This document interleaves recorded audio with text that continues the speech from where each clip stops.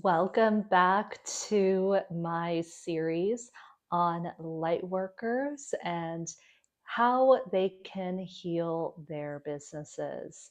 My name is Supriya Prasad. Thank you guys for joining us. If you're watching the replay, please put hashtag replay on this. Love to see who is tuning in to these lives. And of course, let me know where you're tuning in from as well. Okay, so today we're actually talking about the one thing that people miss when they are raising their prices in their business, and that is shadow work. If you're on my social media, if you're on my social media, if you follow me on all these platforms, you can see that I talk about shadow work around money. This is huge. And this is something that I actually had to go through in order to get to this next level in my business. Your prices are low because you're avoiding your shadow work. And there's three ways that you can start to work through this. And again, this is something that I actually had to go through myself recently. And I do talk a little bit about self-worth. I talk a little bit about reclaiming your self-worth and your healing when it comes to things like raising your prices and becoming that authority figure in your business. So, if you are a light worker and you are a healer and you're struggling to raise your prices, this is definitely for you. So, one specific belief, and I've covered this in a bunch of my other videos. If you want to check the other live videos out, I talk a little bit about this. You're a healer, and there's a huge belief that healers should not charge a lot for their gifts because this is how they make money. That this isn't this That's not how you make money or whatever. That that is such crap. I mean, that is such I'm sorry, it is. You are allowed to make money and you should make money because your gifts are so valuable. A lot of people put value on things, a lot of things, and nobody bats an eye for it. Nobody bats an eye for paying for an iPad or a Tesla or anything like that. Nobody bats an eye for it, but people like they look at you funny if you're like, oh, $5,000, for spiritual life coaching, you know. And there's all this like stigma and things around it about, oh, it's a scam, it's a scam. No, it's only a scam if you believe it. So there's a lot of limiting beliefs around that. One thing I want you guys to dig deep in a little bit more is to find I want you guys to start looking into your money wound origin story. Where did that first money wound come from? When did I first feel unworthy of charging a lot? And when I look into the root chakra, in a lot of people, I look into the root chakra, and it's almost always at least somewhat blocked. I think I only ever read one person's chakras where it was fully open. Their root chakra was fully open. A lot of people which means that she's in a state of abundant flow. She's in a state of like, holy crap, I have money and more coming in. That's not a belief that I usually see a lot of people have. So I did ask her about that, and a lot of her chakras are pretty open. I mean, she didn't really need to come to me about that, right? So it's like, when did I first feel unworthy? And like, again, when I see those blocks, it's usually a childhood wound around wealth. It usually comes up when they are um, around the ages of 5 to 6. Because I don't know if you guys have actually seen my other previous videos about chakras, but there are ages attached to it. It's 0 to 6 years old for the root chakra. So really from 5 to 6, when we're consciously aware of things that are happening to us, that particular chakra, the root chakra, which is our most stable chakra, the wounds begin between 0 to 6 years old. So stability, the sense of stability, the sense of safety really begins. And that's what I have found whenever I scan people's chakras and read them. I'm like, yeah, like there was a wound around that age. With particularly with money. So let's start journaling around that. And then, you can always rewrite that story. You know what I mean? Start rewriting that story, because then your subconscious will start sabotaging when that story begins. So start rewriting that story. Another thing I recommend is subliminals. I don't There's a ton of subliminals around money on YouTube, so please check those out if you guys are interested. Um, but I highly recommend subliminals. I highly recommend things that can go deep into your subconscious, because you probably have a lot of thoughts that are super subconscious, that's probably blocking you from making that money that you want. So root chakra, right? That also affects subconscious, affects the root chakra. Okay, so now that we talked about nailing down the subconscious, I want to also talk about, what does it mean to feel greedy? This also affects your sacral chakra too, because that holds a lot of emotion. The sacral chakra to me is the emotional chakra. It's the creative chakra, but it's also the emotional chakra. It's the ego chakra too.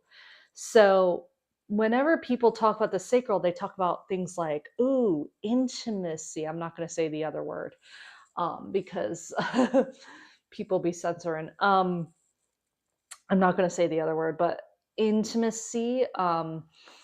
People talk about that when it comes to the sacral, and that's a very real thing, because us women, we deal with our womb chakra, and that's the one I see, that's the other chakra that is the most blocked of all the chakras that I read. Of every single chakra that I read in people, all the chakras that I read in people, that is, especially for women, that's the most blocked, because I see a lot of women being more in their masculine, especially if they're leaders, especially if they are leading in whether it's their career, their home life, their relationship, their home life, um, or their business. They are leaders in some way, and they are more into their masculine, and they have wounded feminine energy, and they are afraid to be feminine. They're afraid to be soft because they're not going to be seen as a leader. And those types of blocks that I see happening. Um, but when we talk about the root chakra and asking for more, we get the sense of, you are going to be greedy. You're greedy. You are greedy. Um, and not being in a state of allowing and thinking that, rich people are bad, and, rich people can't do this. And, here's the thing. I have to say this when it comes to things like money. Um, there's a huge belief that that rich people are bad and they're evil and all that stuff. That is not true. Okay, like, rich people. Okay, that's not true. Not all rich people are bad. There's plenty of rich people I don't hear about that do a lot of good in this world. And I also have to say this. Money is an amplifier. And especially when this is what I've always known and I've always studied this. Can money change people? Yes. But I always find that things like, okay, there's three things that amplify people's personalities: alcohol, fame, and money. They all amplify your current personality. So if you were a complete douchebag, and I'm going to put a nice word to this because I'm going to be nice about it. If you were a complete douchebag before fame, success, money, you're going to be in even more of that. If you were a completely giving person, generous person, giving person before, that's who you're going to be after you have money. You know what I mean? Money's a huge amplifier for what people already are. And that was something that I actually had to go through. I'm like, okay, like it's a huge amplifier. I don't see it as being like it's not a huge, it's a huge amplifier. That's all it is. So when you are being greedy, you're not being actually greedy. You're putting a price, which honestly our gifts are kind of priceless. If you're a light worker, your gift is priceless. So you did put a price on it, you did put a number on it, but it's priceless. So befriend it. Befriend it. When your root chakra meditation, I also want you to say you are allowed to want more.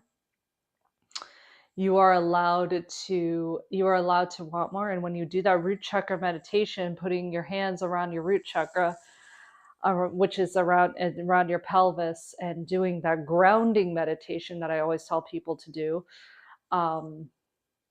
and creating that space for yourself. Like, I'm allowed to want $5,000. And then playing around with it, seeing where it notices in your body.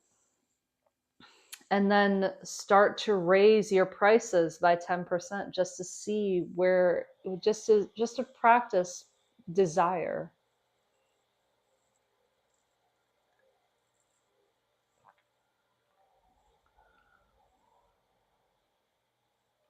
What you repress controls you, and what you embrace empowers you. Start empowering yourself, okay? With this root chakra meditation. All right? Who's with me here? Who's with me? Taking a sip of my tea.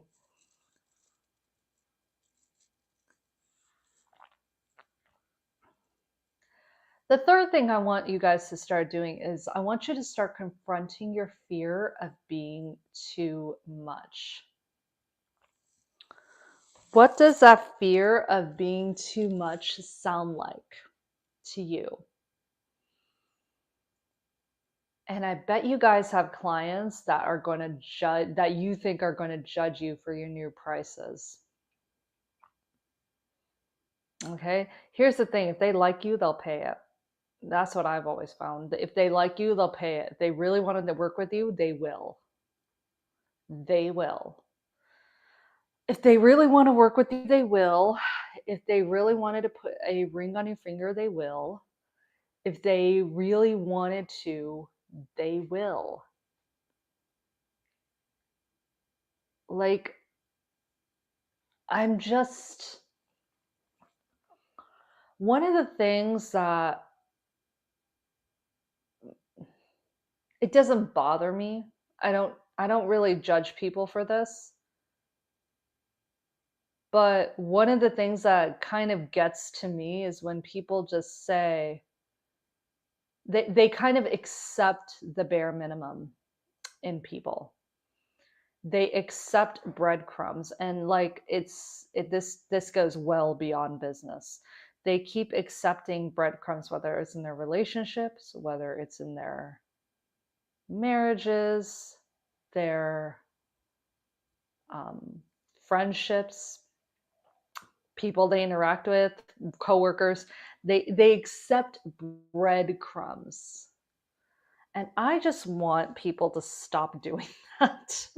Stop accepting breadcrumbs. Stop accepting, I always think like these things are very much like a relationship. Like you shouldn't have to beg somebody to say, I love you. Just like you shouldn't have to like beg somebody to say, I want to work with you.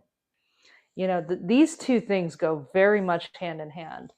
Um, you shouldn't have to beg somebody in a relationship to say I love you. You shouldn't have to beg somebody to do things for you shouldn't have to it shouldn't be like such a difficult, like, okay, like it shouldn't be like pulling teeth. It should be easy.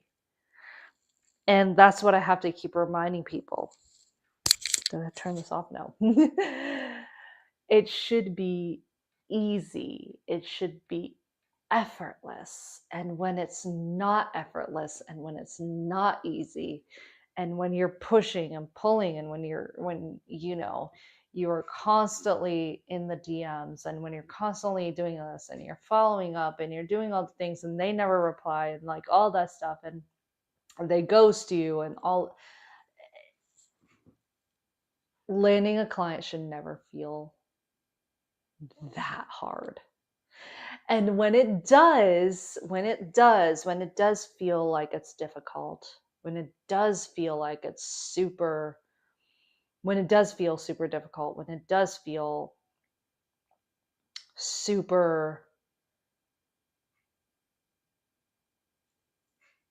not in enjoyment, I was trying to find the word for that one. When it doesn't feel like easy, that's when like you got the wrong client. Because let me tell you something. The clients that were the most difficult, I'm not going to name anybody here, but the clients that were the most difficult to work with were the clients that I had to negotiate a lot with. And that's the other thing too, you guys. Like, I know I've talked about self-worth before. Standing in your worth and standing in your power, standing in your ultimate truth, standing in your ultimate truth is going to feel like you are going to be in that place. You are going to be in that place where you have that person that says, I am ready. I am ready to work with you. I don't care your cost. I want to work with you. And I've had those clients before too, and it was amazing. They were amazing to work with. And one of them actually featured me in her book. You know what I mean? I got featured in a book, you guys.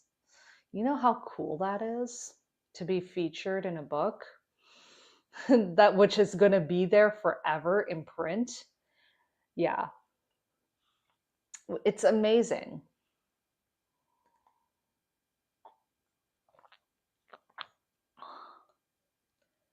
So you got to confront that fear of being too much, and you got to confront that fear and just list 3 people, write it out, burn it on the next full moon cycle, and then wear something expensive on your next sales call or your lives. I love wearing stuff like this because it's nice, it's flowy, represents my brand well.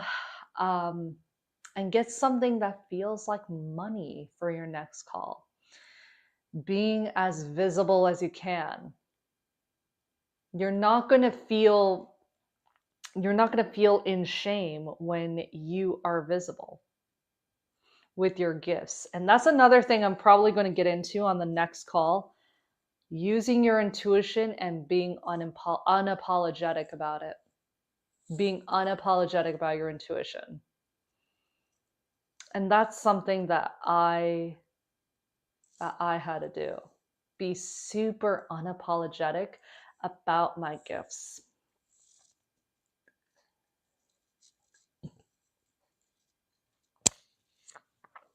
Oh my God, I keep hitting my microphone.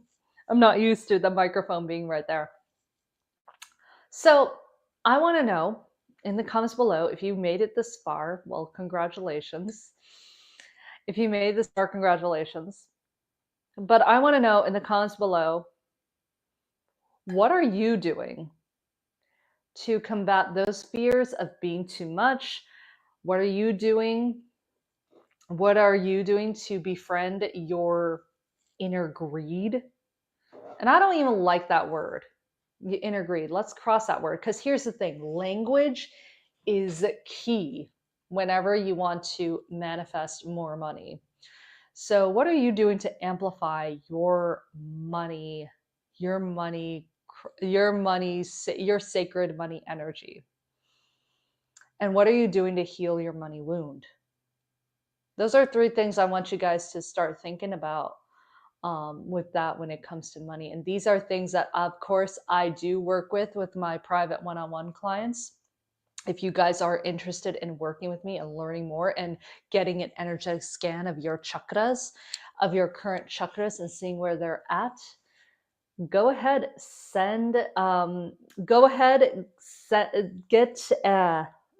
sorry. I went this entire time without stumbling, and I stumbled. All right, if you're interested in diving a little bit deeper with me, go ahead and book your LumiFlow diagnosis call, where I get on a call with you, help you realign your energy, uncover the root of what is holding you back, and you can receive spiritual direction of your life path and purpose in your business. If you are interested in doing that, of course, there is a link to schedule and book your call. I will have to remind everybody, I will be traveling to India for 5 weeks on August 21st. I will be taking calls during then, because to be honest, I will be pretty jet lagged and probably can't do anything else other than that. So I will be taking calls for about a good 2 weeks, probably, and then yeah, I'll probably close it out and then enjoy my vacation during that time. So I'll be in India. But the 21st and 22nd, those are travel days for me. Those are going to be travel days. I will not be doing calls. But I will be doing calls after that, before and after that. So and send me a DM if you guys want to learn more about that.